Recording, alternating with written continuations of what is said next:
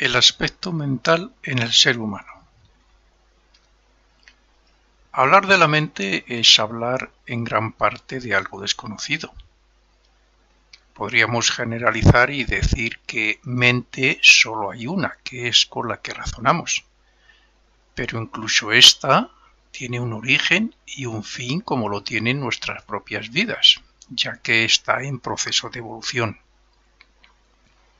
Aunque solo sea de una manera superficial, para entender algunas cosas de las que voy a explicar, es necesario saber quién o qué es el verdadero ser humano y de qué sirve para evolucionar, de qué se sirve para evolucionar principalmente. Así es que veamos, como en casi todos mis artículos y libros, conferencias, etcétera, lo que digo está basado en la filosofía oculta o en las enseñanzas ocultas, como se suele decir.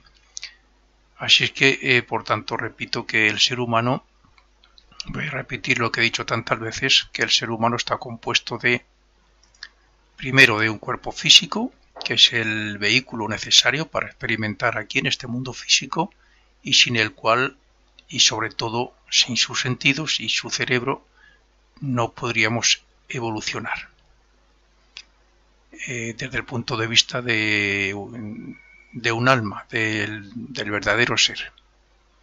Sin este cuerpo físico no lo podríamos hacer, sobre todo sin su cerebro, sus sentidos, donde se guardan también el cerebro, la memoria, el subconsciente, todas esas cosas. Tenemos un cuerpo etérico de materia más sutil, que es invisible a nuestros sentidos, que facilita la vida y la energía necesaria para que el cuerpo físico se mueva. Este cuerpo, al ser idéntico al cuerpo físico, también tiene un cerebro etérico, que hace de intermediario con el alma, con el yo, y tiene un gran papel en todos los aspectos de la mente. Tercero, tenemos un cuerpo emocional o de deseos, que está relacionado y compuesto de materia del mundo que está por encima del nuestro, que es el mundo de deseos. En este cuerpo es donde radican nuestros deseos, emociones, sentimientos, pasiones, etc. Este vehículo hace de intermediario entre la mente y el cerebro etérico. Y gracias a él, el yo superior o alma experimenta y se manifiesta en el cerebro etérico y físico, facilitando el impulso o de deseos. Y cuarto y último, la mente. Un cuerpo mental, por definirle también como un cuerpo, que hace de foco, el medio por el cual sea un foco entre los mundos espirituales y el mundo físico. Es el medio por el cual el yo puede dirigir y controlar todos sus cuerpos, los que he mencionado antes, y por lo tanto extraer el fruto de las experiencias de cada vida. Bien, definidos ya los vehículos del espíritu, pues hay que decir que el espíritu que cada uno de nosotros tenemos es parte del gran espíritu que conocemos como Dios. En Asia le llaman Brahma, por ejemplo en la India, en Asia otro le llaman Alá, en fin, como queramos llamarle, según la profesión, la religión que cada uno profese. Él, Dios, nos separó temporalmente, nos diferenció de Él mismo para que descendiéramos a ese mundo físico para así evolucionar a través de las experiencias. Nuestra vida es parte de su vida, aunque individualizada y manifestada en cada renacimiento en un cuerpo físico. Y nuestra mente es la parte de la mente universal, la cual alcanzaremos en un futuro aún muy lejano. Pero, aunque solemos hablar de una mente concreta, razonadora, lo cierto es que hay otros aspectos relacionados con ella, que conviene conocer para hacer el mejor uso posible a nuestro alcance.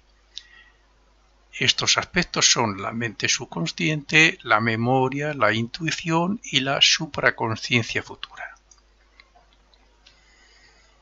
El yo superior también es el alma fruto de todas nuestras vidas, renacimientos o formas de manifestación que hemos tenido desde que alcanzamos el mundo físico, desde que llegamos a través de la involución, ese descenso desde nuestro propio mundo como espíritus, hijos de Dios, hemos ido descendiendo por diferentes mundos hasta aquí, hasta el mundo físico. Y ese yo superior, a su vez, es el representante del verdadero espíritu, creado por Dios y situado en las más elevadas regiones espirituales, como lo somos nosotros de ella aquí por medio de la mente. Por consiguiente, somos un espíritu evolucionante que se desenvuelve y progresa en cada renacimiento y en las líneas correspondientes que Dios y sus jerarquías nos hacen seguir.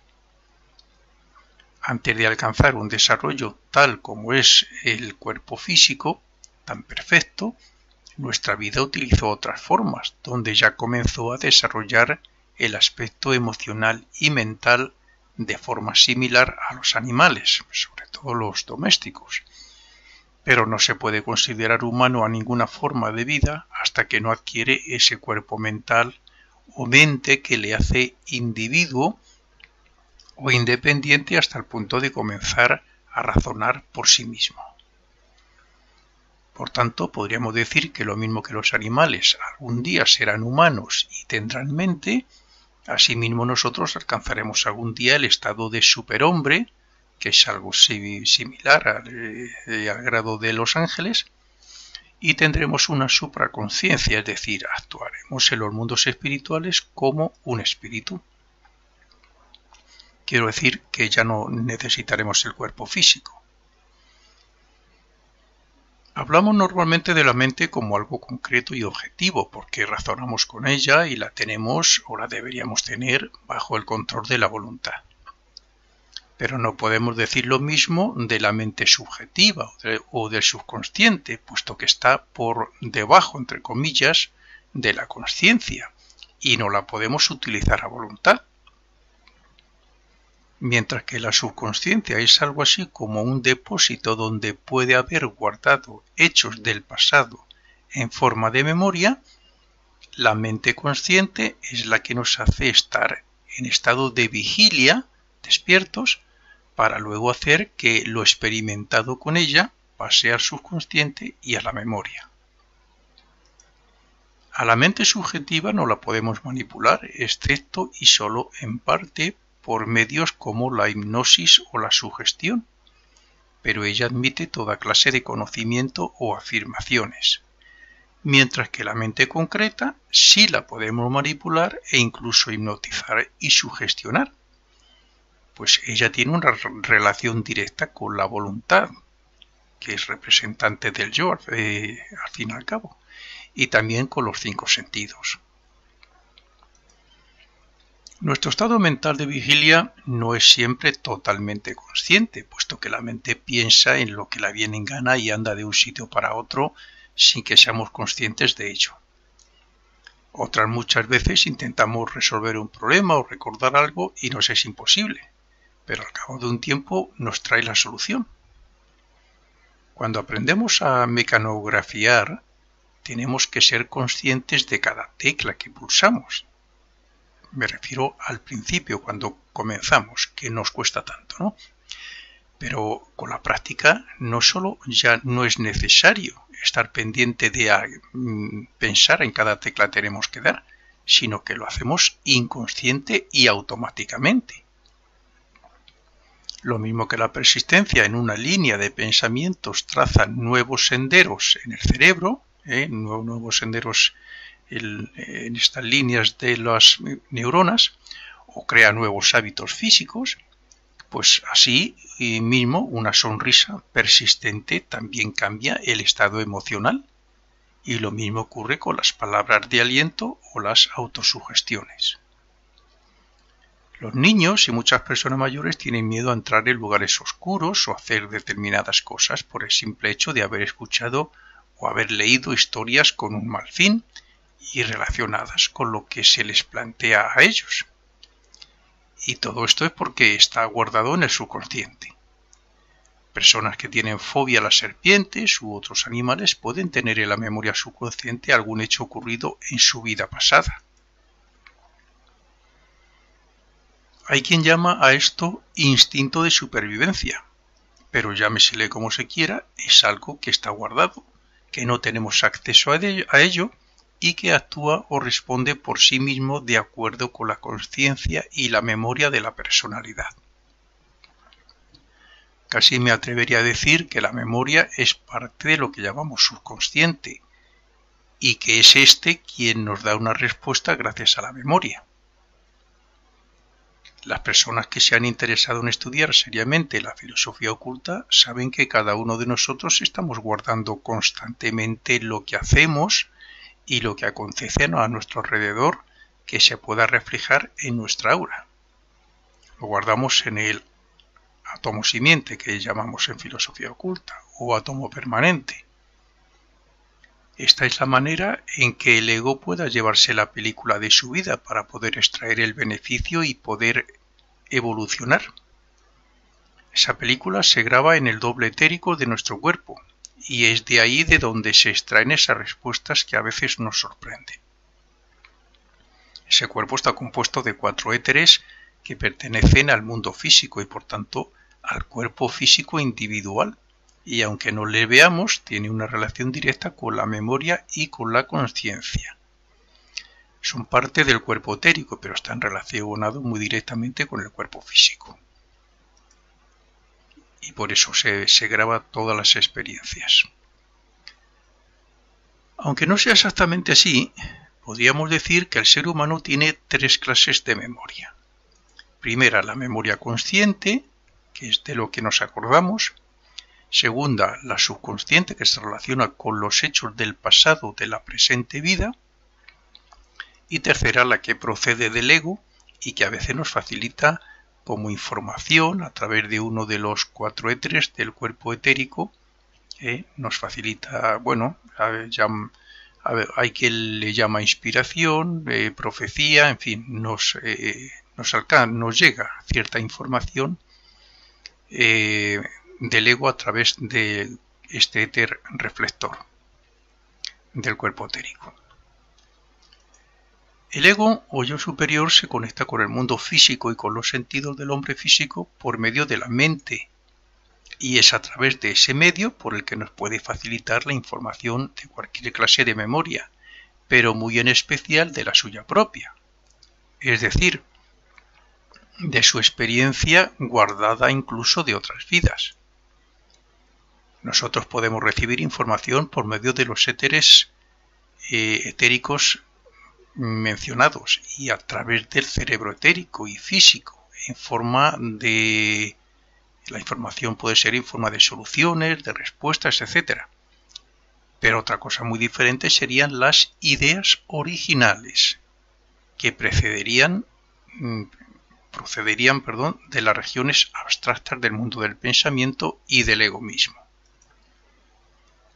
Nosotros llevamos en nuestra aura lo que hemos sido, lo que somos y lo que pensamos, y a eso es a lo que solemos tener acceso consciente o inconscientemente.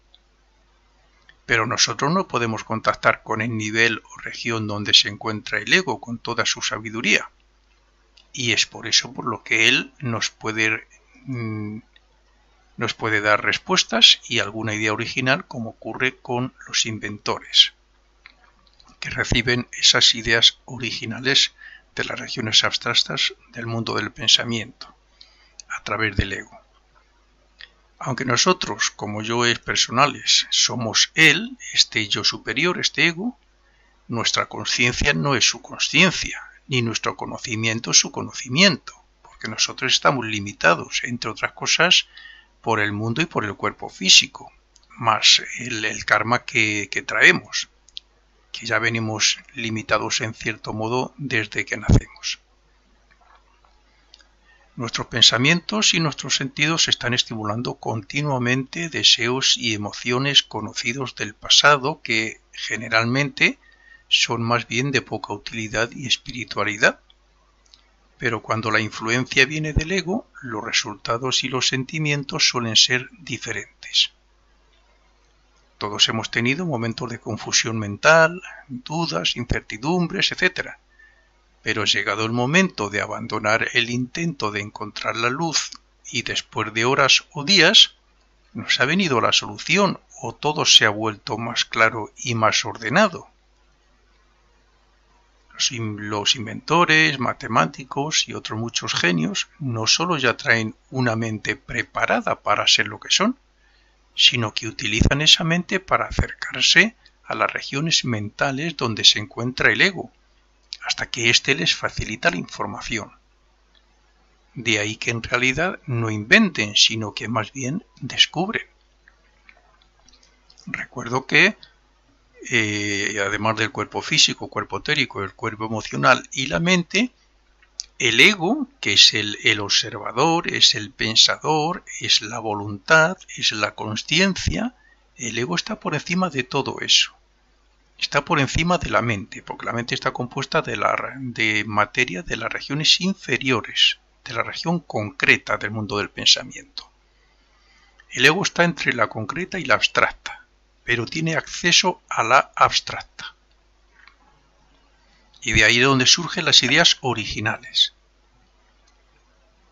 Hay que admitir que las experiencias de vidas pasadas son la base para que una persona se convierta en genio, puesto que después de cada vida extraemos la quinta esencia de la vida pasada. Vamos acumulando la quinta esencia de cada vida y la vamos guardando. Por eso, un genio como por ejemplo Mozart, cuando se ponía a componer música, no necesitaba esforzarse, pues la música fluía por su mente y él solo tenía que escribirla. A cualquier persona nos costaría horas y días rumiando mentalmente una serie de ideas o búsqueda de respuestas hasta que diéramos la oportunidad de que se manifestara el ego en nuestro cerebro. Por eso, y en estos casos, hay quien tiene el sentimiento de estar en manos de otro ser. Para verlo un poquito más claro, veamos otra manera de entender lo que digo. ¿Quién o qué es lo que nos advierte de que lo que vamos a hacer no está bien? ¿Quién es el que nos corrige o nos amonesta cuando hacemos mal? Pues la respuesta es que no es otro que ese ego, ese yo superior, que tiene los resultados de las experiencias de todas nuestras vidas pasadas.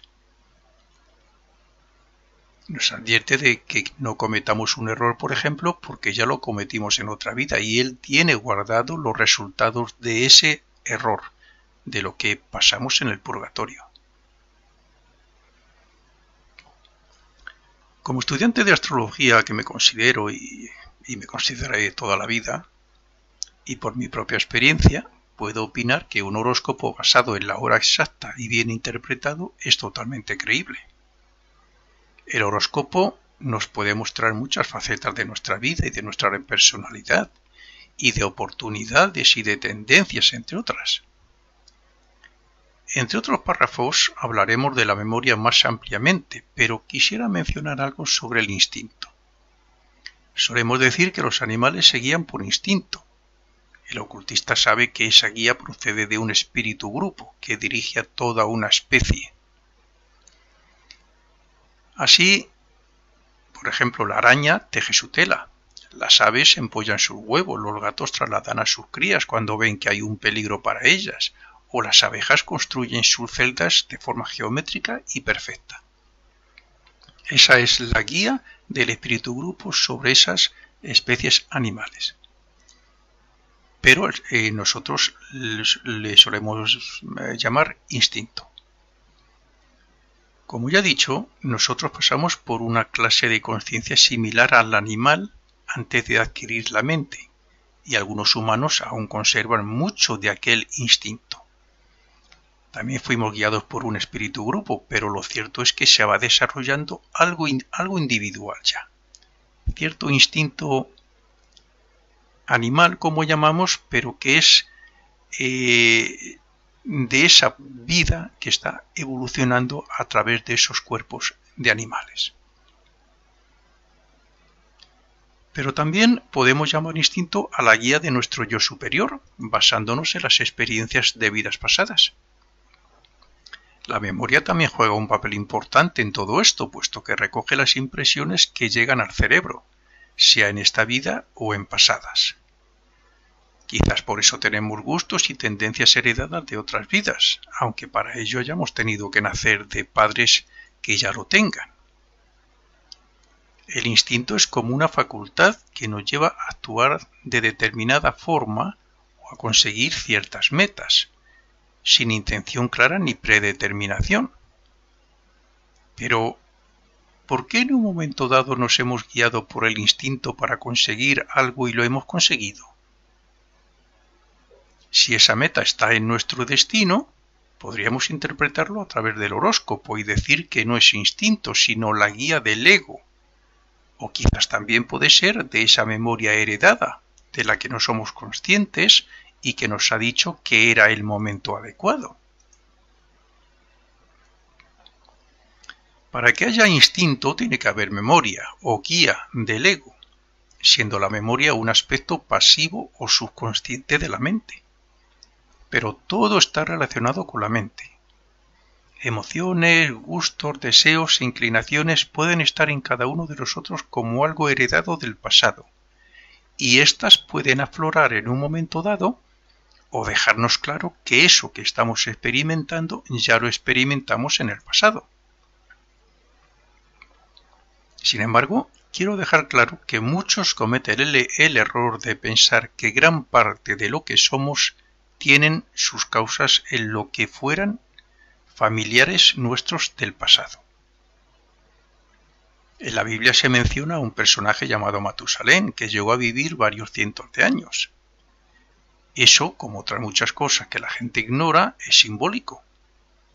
En la época de Matusalén era obligatorio casarse con otros miembros de la familia por motivos que ahora no voy a entrar a explicar. Como el ego se manifiesta, o sea, vamos a decir así que está incluso en el mundo y en el cuerpo físico por medio de la sangre, resulta que en esa sangre iban las imágenes, como ahora se graban las imágenes que forman la película de nuestra vida que vemos en el estado post-mortem. Pues bien, en esa sangre iban las imágenes de todos los antepasados. Y ese personaje las veía, en este caso Matusalén, las veía, puesto que el estado de conciencia de entonces era más interno que el mental externo que tenemos ahora. Lo explico un poco mejor.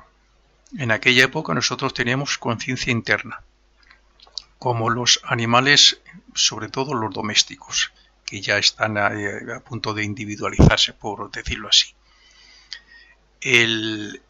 Nosotros en aquella época, como individuos,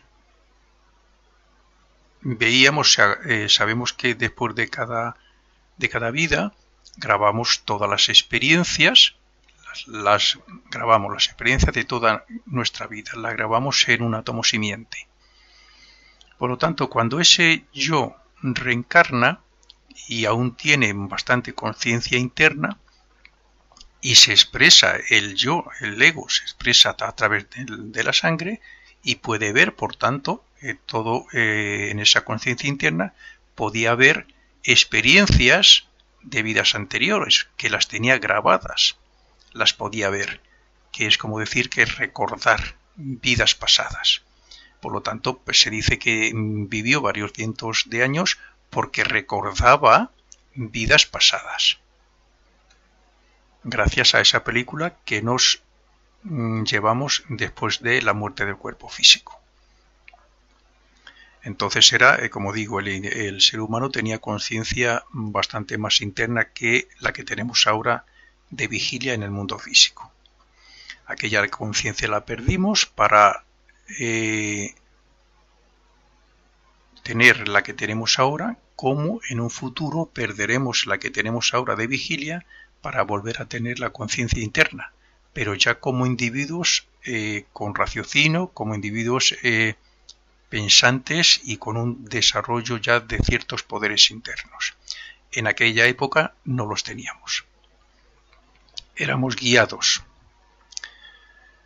Bien, por eso un ser humano de entonces creía ser todos sus antepasados, sus anteriores vidas, cuando en realidad tenía esa vida más corta, pero experimentando internamente, o sea, recordando hechos de otros que en realidad era su propio ego reencarnado, él mismo. Si, como he dicho, el ego recopila el fruto de cada vida y se manifiesta en cada vida a través de la sangre, está claro que algo podemos recibir de él física y mentalmente. Al fin y al cabo somos el resultado de nuestro pasado evolutivo. ¿Cuántas veces somos conscientes de nosotros mismos? Bueno, desde el punto de vista del yo, como le suelo definir, el pensador, el observador, ¿no? Nos podríamos preguntar, ¿cuántas veces somos conscientes de nosotros mismos al cabo del día? Es decir, ¿cuántas veces somos conscientes en cada instante, en cada momento, o en cada aquí ahora, como queramos decirlo? Pues la verdad es que muy pocas, porque para serlo hay que utilizar la mente de una forma voluntaria y consciente. Muchas veces lo hacemos, sobre todo cuando tenemos que tratar cosas importantes, cosas serias, o cuando nos surge algo grave, algo importante que tenemos que razonar profundamente, entonces sí.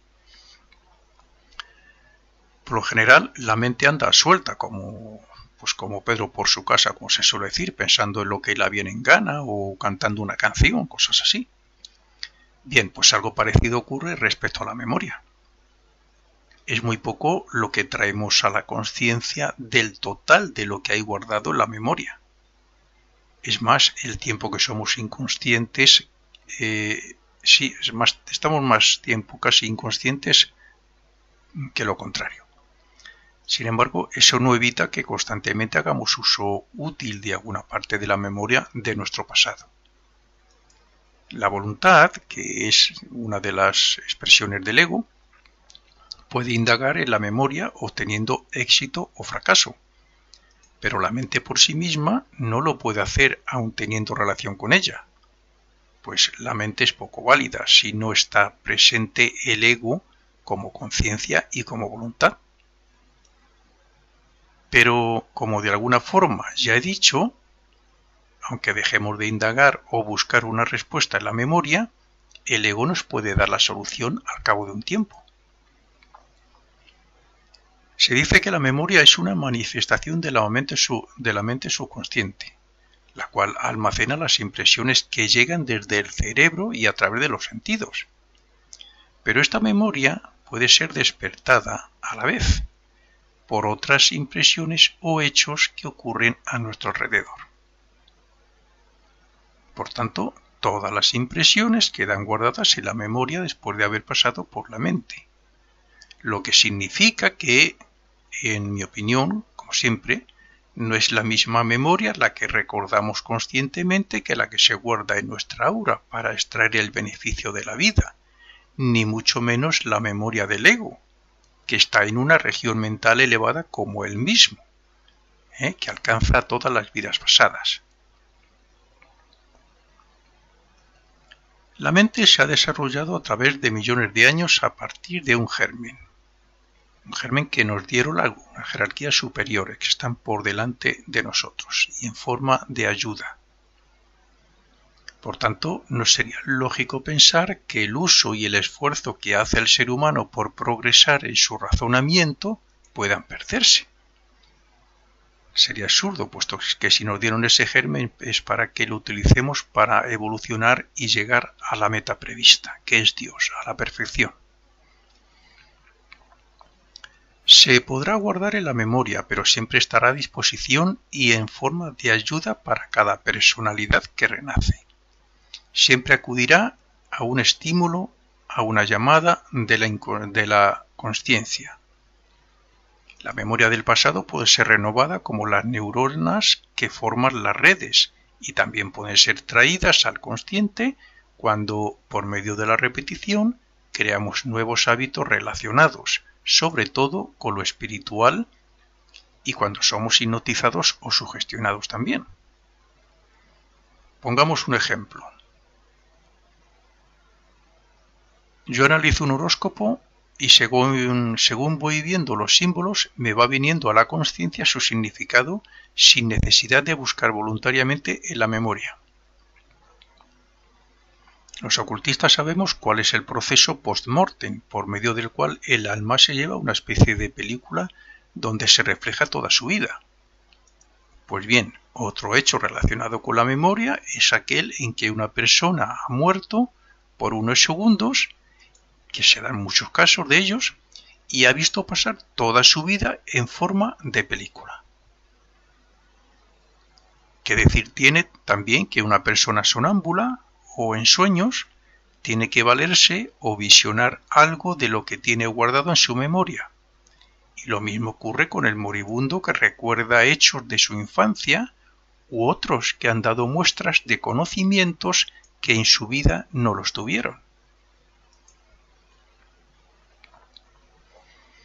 Ya hemos visto cómo guardamos la información que, tanto durante la vida como después de la muerte, nos es útil en muchos aspectos, aunque no podamos extraerla tan fácilmente de una forma voluntaria y consciente. Pero, en sentido contrario, sí que podemos introducir información a una persona mientras duerme, es decir, mientras el cuerpo emocional y la mente están fuera del cuerpo físico. Esta técnica se ha llevado a la práctica para tratar a personas como, por ejemplo, alcohólicos, y se puede intentar también con otras personas y niños que tengan ciertas enfermedades o ciertos problemas. Se trata de hablar en voz baja mientras duerme o de influir, a través de la sugestión, a la persona con nuestros consejos para que su cerebro los absorba. Sin embargo, lo que nunca se debería hacer es obligarle y violar su libertad para que haga cosas contrarias a lo que normalmente hace, como suele ocurrir en el caso del hipnotismo. Es cierto que con el hipnotismo se puede ayudar a que algunas personas abandonen un vicio u otras cosas similares. Pero el método es diferente, porque lo que ocurre es que el hipnotizador expulsa los vehículos superiores del cuerpo físico para poner parte de su cuerpo o cerebro etérico en el paciente en el que está siendo hipnotizado. En estos casos, el paciente no tiene la libertad de elegir y se ve obligado a actuar en lo que el hipnotista le quiera mandar. Esta es la gran diferencia entre sugerir, estando el cuerpo etérico del paciente dentro del físico, o de hacer lo mismo, pero apartando el cuerpo etérico, en el caso del hipnotista, apartando el cuerpo etérico y poniendo el del hipnotizador en su lugar. Eso trae o puede traer en el futuro graves consecuencias al hipnotizador como karma. Cuando un ser humano va a penetrar en el cuerpo que se está formando en el vientre de su madre a los 20 días de la concepción, visiona las líneas generales o más importantes de su futura vida. Antes de que eso ocurra, los ángeles del destino han conectado el cuerpo etérico con los centros sensoriales del cuerpo físico. Así es que en algunos casos en que el yo no quiere entrar en el vientre de la madre porque no le gusta su destino, esas conexiones se desajustan y puede nacer con algún problema mental relacionado con los cerebros etérico y físico.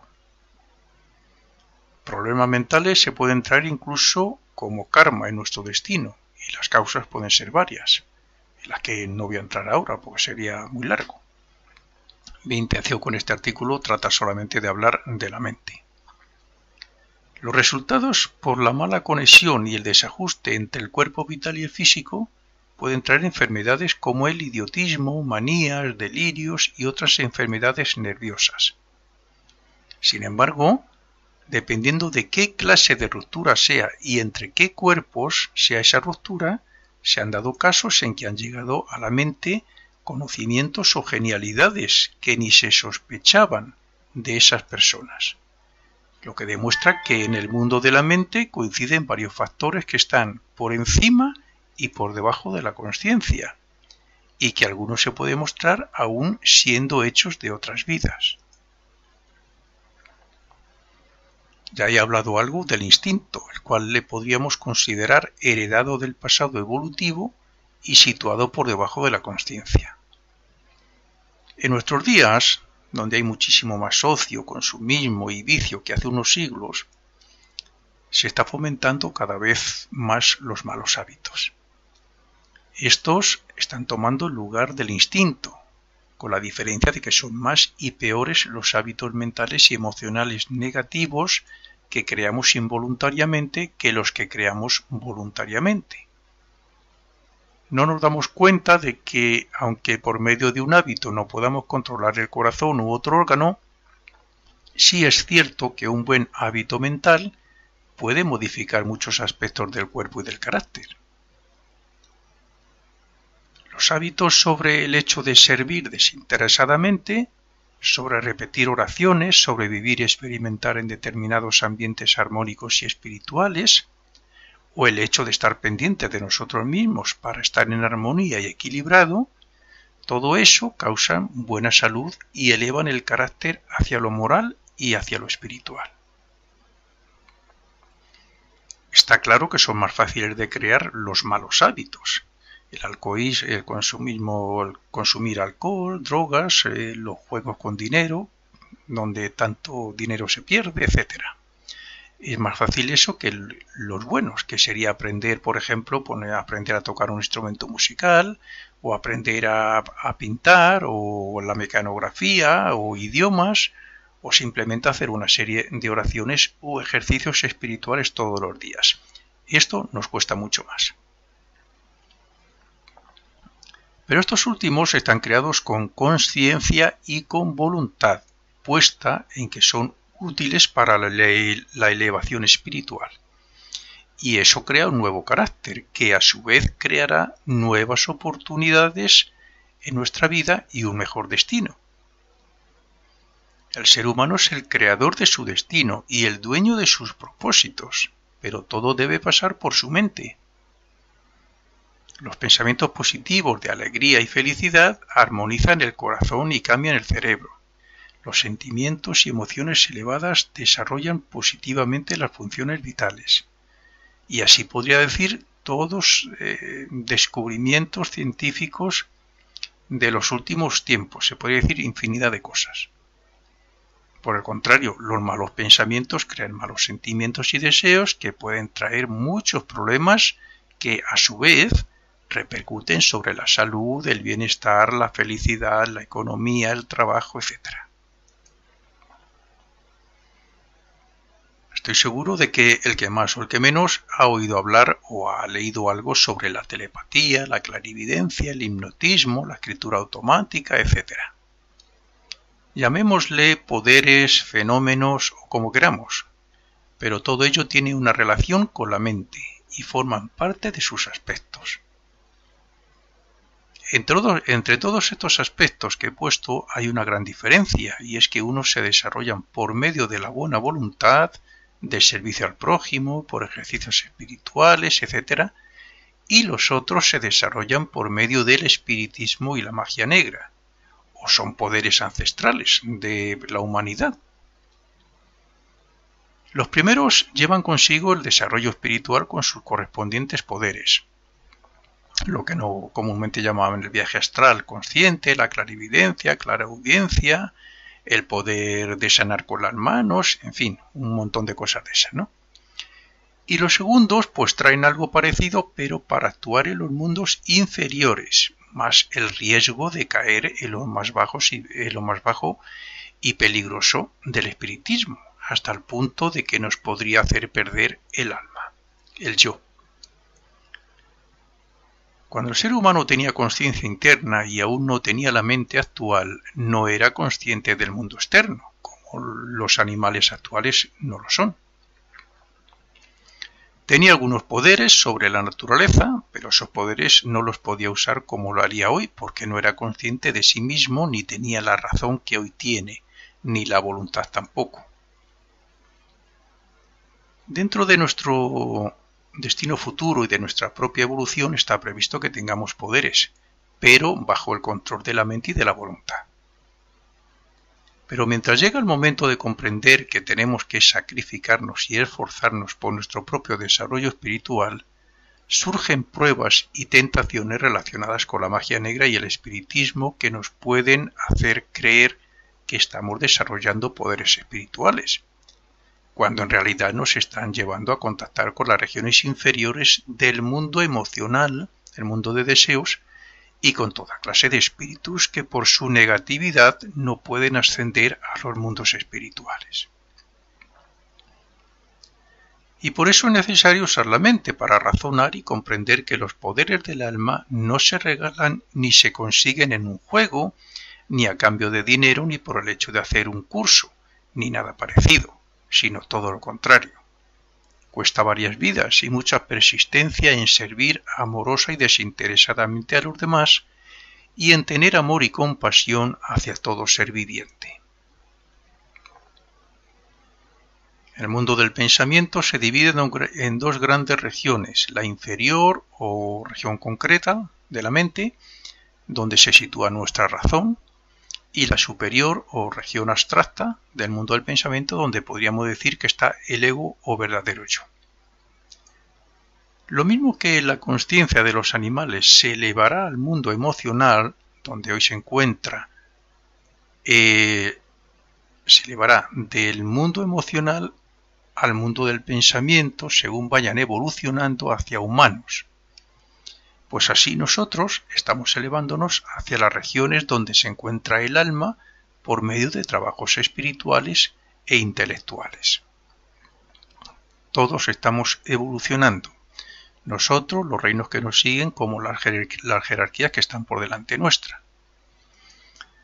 Por tanto, existe una supraconsciencia, por decirlo así, que algunos iniciados ya la han obtenido, que nos facilitará el poder de la clarividencia, así como otros poderes que no es necesario que enumere ahora.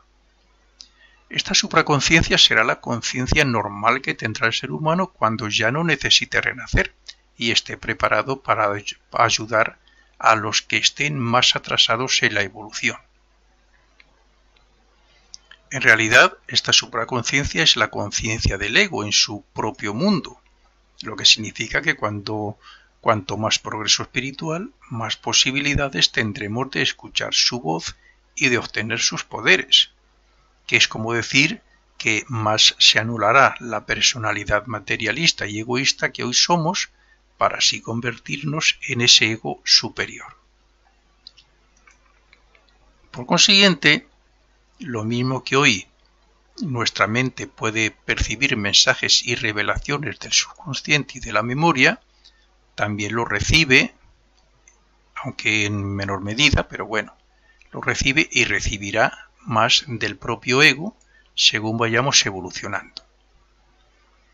Los mensajes y soluciones del subconsciente son fáciles de reconocer y razonar si llegamos a percibirlos. Generalmente son de ayuda en nuestros quehaceres cotidianos. Las revelaciones o soluciones que a veces nos vienen como respuesta a nuestras oraciones e inquietudes espirituales son de naturaleza más elevada. Y aunque también nos ayudan en nuestra vida cotidiana, se suele notar cierta diferencia porque siempre van dirigidos hacia el bien. Podríamos denominar la supraconsciencia como los poderes latentes del hombre futuro. Por eso, los más adelantados, espiritualmente hablando, claro, a veces dan muestra de obtener conocimientos muy superiores o incluso hacen de profetas. Nuestro desenvolvimiento mental y espiritual hace que en cada renacimiento mostremos más genialidad y original por medio de la relación más directa que estamos desarrollando con nuestro yo superior. Esa es la línea a seguir por toda la humanidad, pero quien se deja llevar por los bajos deseos y emociones del cuerpo emocional, por ejemplo el alcohol, las drogas, el materialismo, el egoísmo personal, etcétera, pues no solo adelantará poco, sino que estará eliminando temporalmente esa conexión. El ego no es un depósito de conocimiento ni nada parecido, es nuestra vida en realidad, nuestra voluntad y nuestra conciencia manifestada en un cuerpo físico.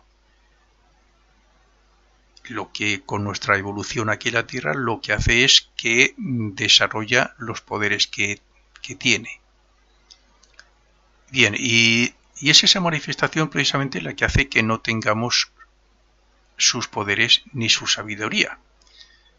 Aquí es como si desconectáramos en parte con él.